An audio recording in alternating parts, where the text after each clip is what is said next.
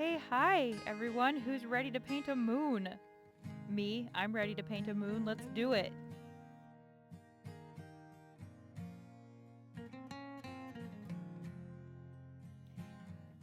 I'm starting out with a pretty saturated orange because this is the way you make things look glowy.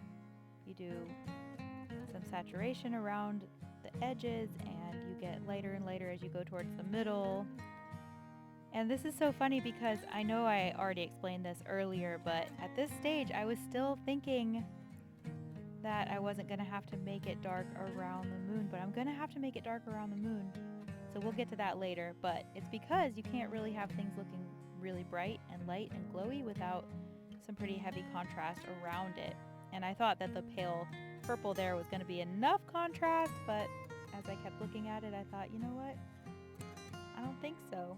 But we're not to that yet, so for right now, I'm just trying to create some contrast here between what I think is the light and the dark.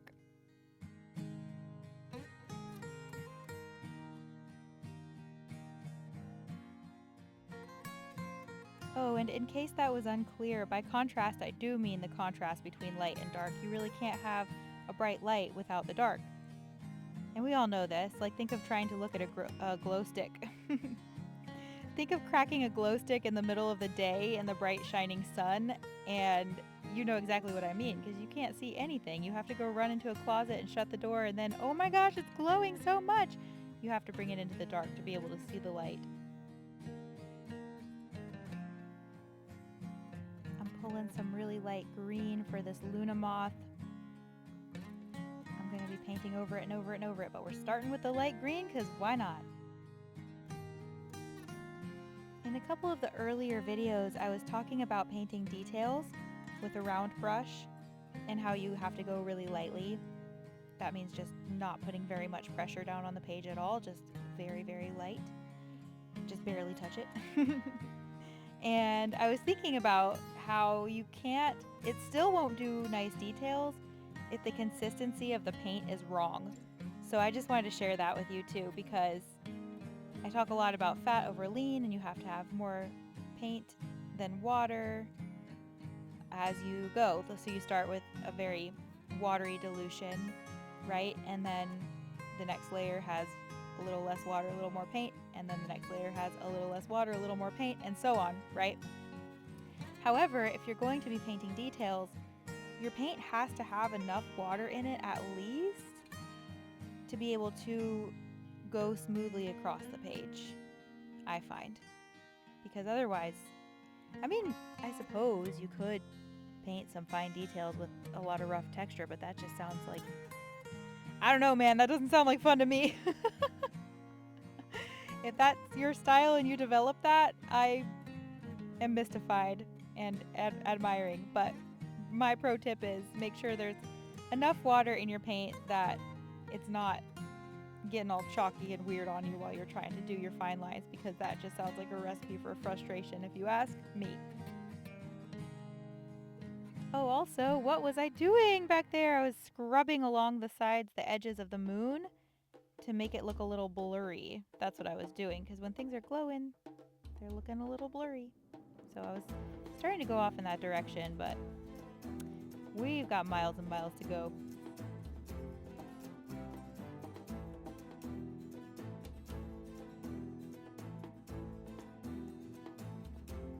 Decided to go with this very light periwinkle bluish for this other butterfly.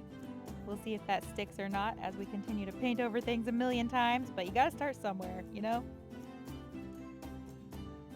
Also, can I just have a little side note for the background music? Because listen, I was editing this video, all of these videos I've edited in InShot, which I love. I love that program. I don't know any other programs, but I really like this one. And there's a whole bunch of music to choose from as background music. And I don't want to get any copyright strikes on YouTube. So I figured I'd just be safe and use the music that we have to choose from here. But some of these songs, I don't know. Don't judge them too harshly. Please just laugh with me. Sometimes I'm like, oh, are we going on an epic adventure? Adventure painting. I'm I'm doing the same thing with the castle that I did with everything else, just starting out with some kind of mid-tone that I feel like I can live with, and we're just going to build it up. I'm going to do that again and again with basically every piece of this.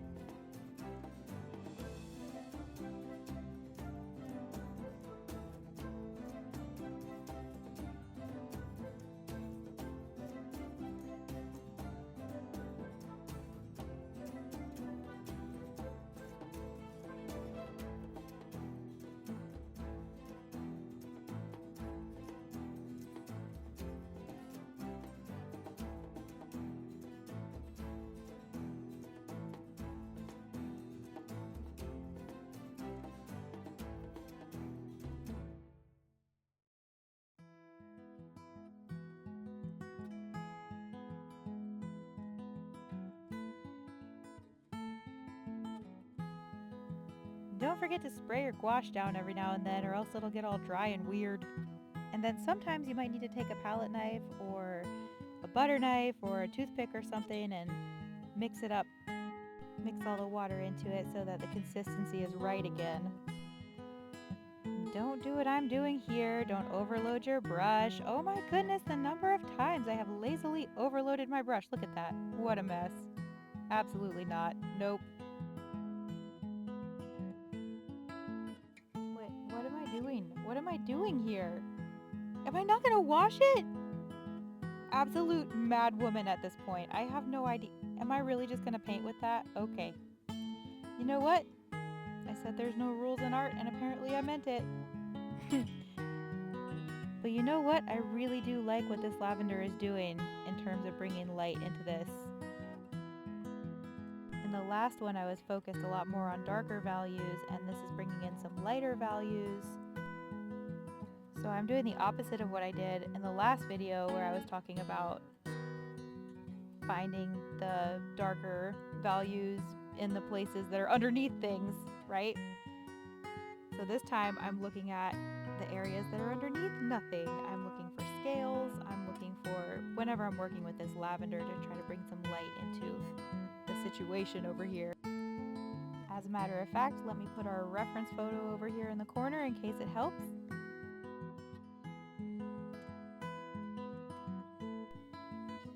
Oh, well then of course I go ahead and start painting the sky. Listen, it's been a really long time since I actually did this painting and recording, so I don't have a very strong memory of like exactly what I did and when I did it.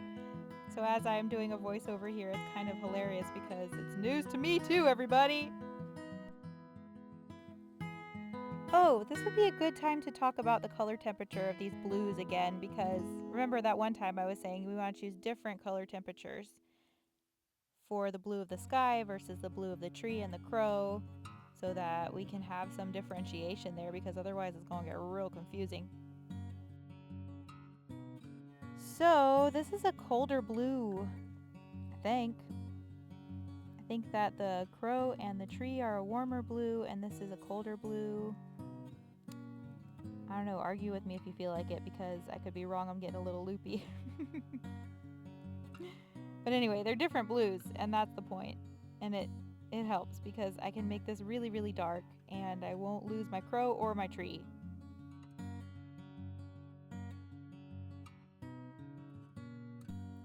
And as always, I'm starting out with a fairly thin consistency, meaning more water, less paint, fat over lean. Never ever stop harping fat over lean, especially for like such a bottom base layer like this, starting out super duper lean.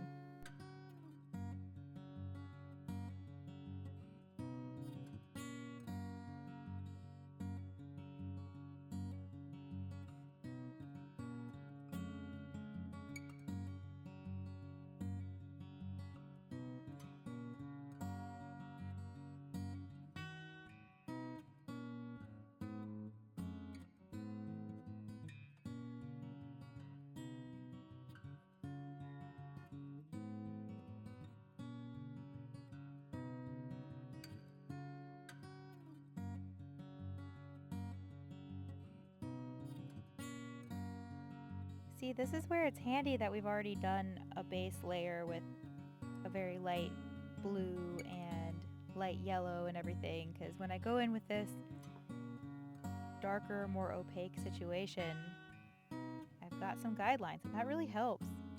It helps me anyway.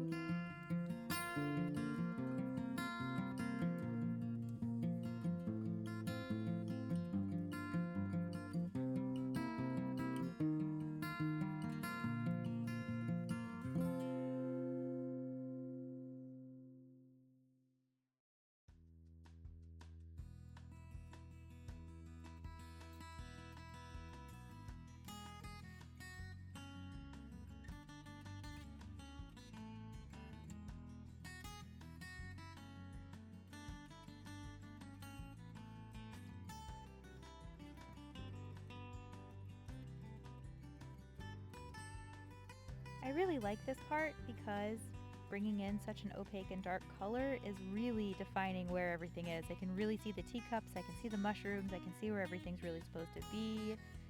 And I don't know about you, but that feels really yummy to my eyes because it feels like we're doing it. Like I can see what things are. I can see! I'm starting to see where we're going.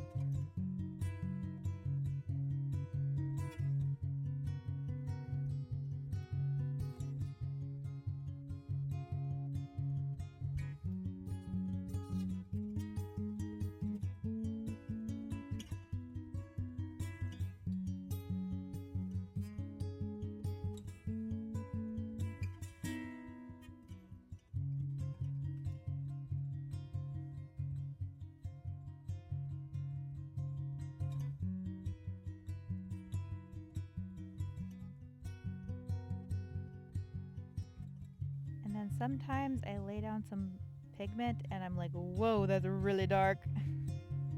Too much paint, not enough water. A little too fat, not enough lean.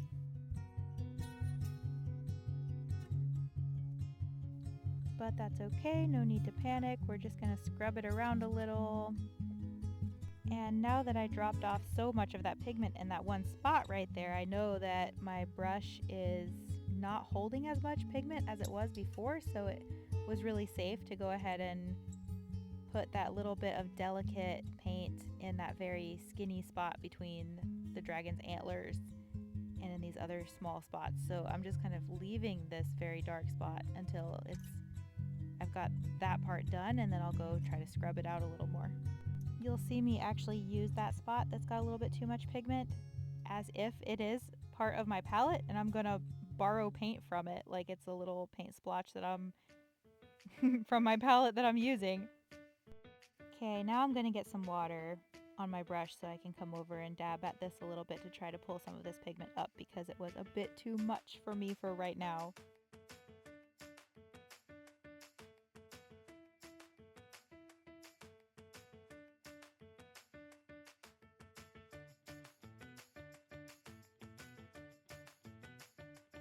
Okay, so here's where I thought I was going to give the moon a little bit of contrast, and I thought this was going to be enough. And later I'll figure out that it's not enough and I actually do need to fill in this entire circle.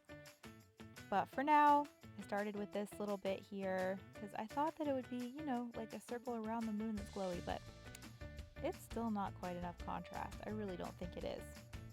But anyways, for now, that's what I'm doing. I'm just doing the same color as the sky in the middle part, and I'll end up putting that same color down there by the castle, and that way you have the same color throughout, which creates harmony.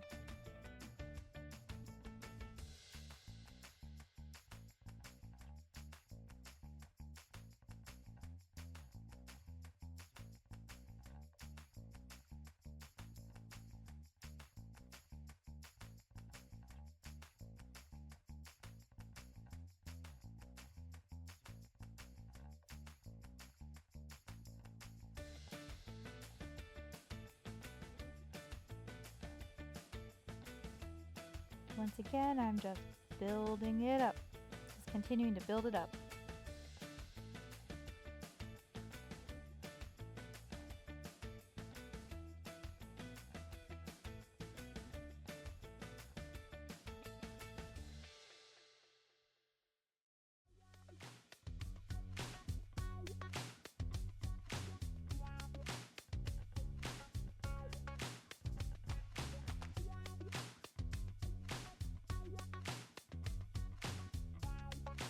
I'm gonna trim this here because I just spend a while trying to clean all of this extremely opaque dark color out of my brush.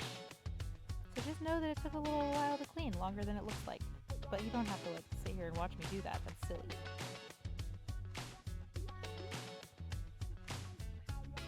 Here we go, same sky color as the moon, same sky color as the dragon and the crow section.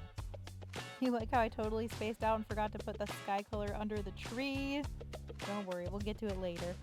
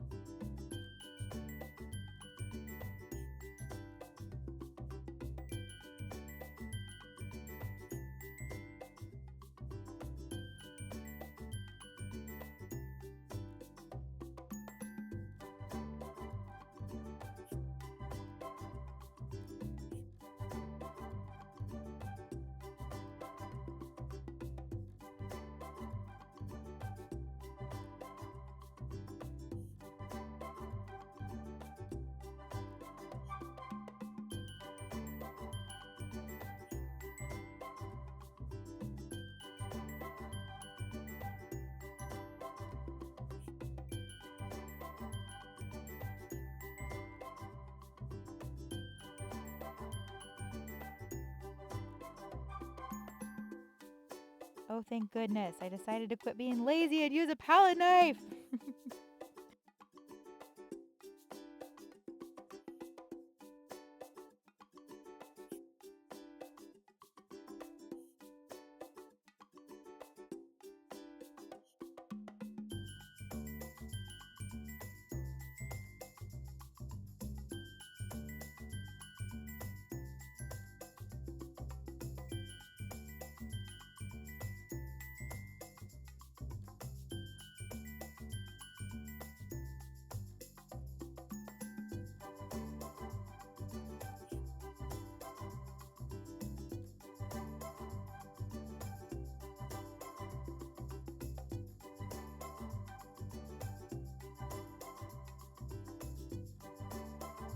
Oh, good. I remembered under the tree. See, I knew we'd get to it.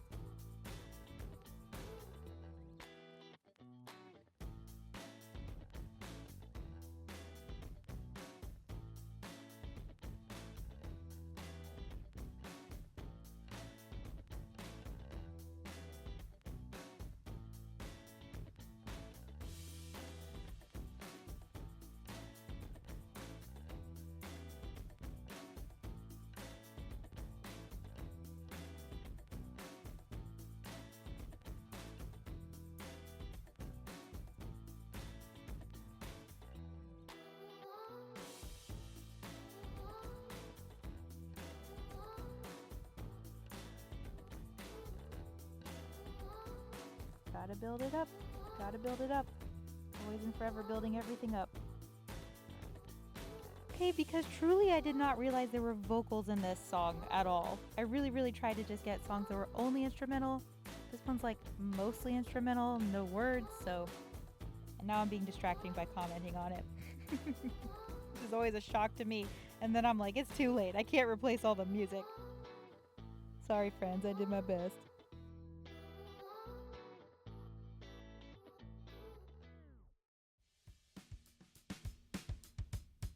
Woohoo! It's getting so dark now. Isn't it so fun? I really love it when the values start to show. And y'all know that, again, by values, I mean like the spectrum from white to black, but with hues. And hues are the colors.